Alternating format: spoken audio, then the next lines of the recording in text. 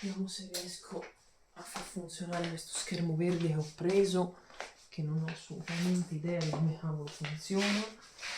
Qui dice di prendere il telecomando e settare sulla frequenza giusta. Vediamo un po'. Questo no, non mi piace. Questo no. Questo. Ok, bene, ecco, così mi piace. Ora possiamo iniziare.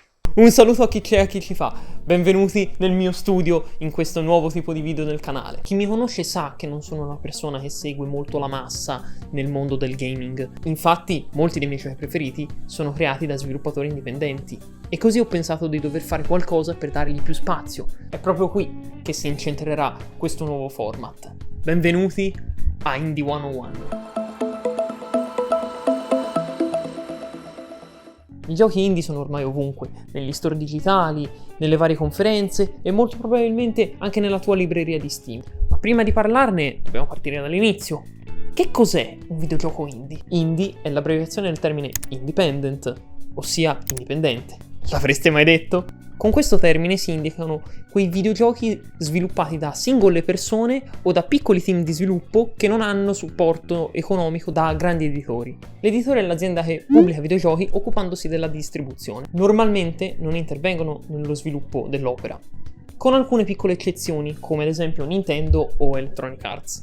Molti videogiochi indie hanno radici nello shareware, un sistema di distribuzione utilizzato negli anni 90. Avete presente quando da piccoli mangiavate i cereali e nelle scatole vi trovavate quei dischi che non avevate la minima idea di come utilizzare e che se inserivate nel vostro computer non ve lo reggeva neanche per il cazzo? Ecco, quello è lo shareware. In pratica erano demo gratuite che poi si sono andate a sviluppare negli anni diventando le demo scaricabili gratuitamente che vediamo tutt'oggi negli store digitali. Lo so. Vi vedo attraverso lo schermo che vi state annoiando, ma vi assicuro che questa non è una lezione di storia. Il vero boom del mercato indie arrivò intorno al 2005 e il 2014, grazie agli store come il già citato Steam e anche Xbox Live Arcade. Titoli famosi come Minecraft, Fez, Terraria, Super Meat Boy dimostrarono al mondo che anche con piccole e poche risorse era possibile creare dei videogiochi veramente di qualità e dei grandi capolavori, e che soprattutto potevano competere con i grandi AAA che costavano un occhio della testa e che vi dovevate sudare grazie a quella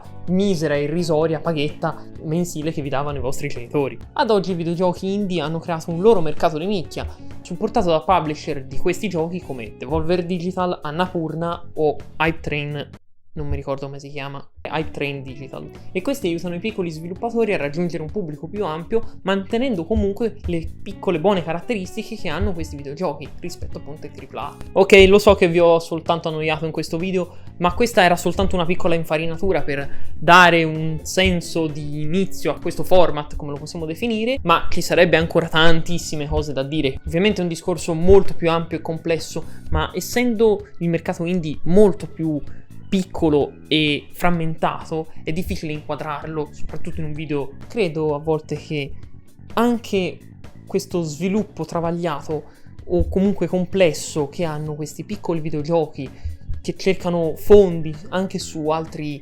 piattaforme come Kickstarter, ma anche un grande aiuto che molti di questi giochi hanno attraverso la community che li supporta ogni giorno, che rendono questi piccoli videogiochi quasi insignificante agli occhi di chi guarda soltanto i AAA, che li rende così tanto affascinanti. E proprio per questo voglio esplorare questo universo qui con voi su Indie 101.